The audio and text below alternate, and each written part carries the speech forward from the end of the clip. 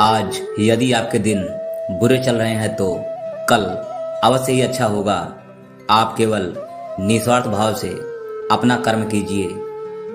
जो मार्ग ईश्वर ने आपके लिए खोला है उसे कभी भी कोई बंद नहीं कर सकता है। मनुष्य का जीवन केवल उसके कर्मों पर आधारित होता है। वह जैसा कर्म करता है उसका जीवन वैसा ही हो जाता है। जीवन में आधे दुख इस वजह से आते हैं क्योंकि हमने उनसे आशाएं रखी जिनसे हमें नहीं बनानी चाहिए थी। जिस मनुष्य ने अपनी जवानी में बहुत सारे पाप किए हो उसे बुढ़ापे में नींद नहीं आती है।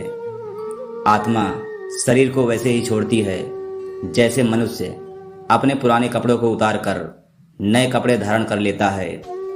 व्यक्ति का सुख दुख मान अपमान लाभ हानि का एहसास करना मन की शरारत है। आत्मा का इससे कोई लेना देना नहीं है।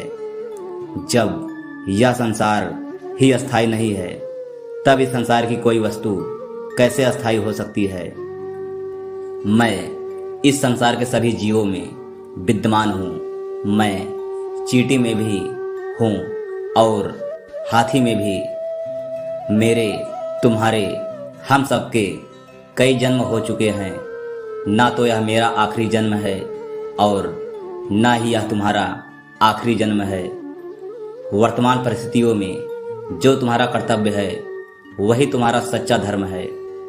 मैं किसी व्यक्ति के भाग्य का निर्माण नहीं करता और ना ही किसी को कर्म का फल देता हूँ। व्यक्ति या जीव के कर्म ही उसके भाग्य का निर्माण करते हैं।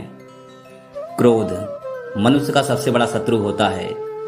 क्रोध के कारण मनुष्य की सोचने की समझने की शक्ति नष्ट हो जाती है और उस व्यक्ति के पतन में ज़्यादा समय नहीं लगता है।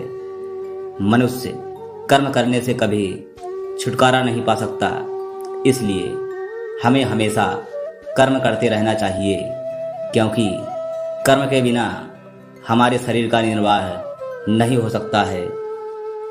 परिवर्तन होना ही इस संसार में अस्थायी है, इसलिए मनुष्य को परिवर्तन से कभी नहीं घबराना चाहिए।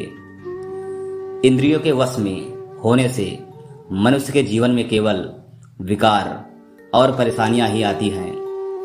मनुष्य के जीवन में सुख दुख का आना जाना सर्दी और गर्मी के आने जाने के समान है, इसलिए हमें इन्हें सहन करना सीखना होगा। धन्यवाद।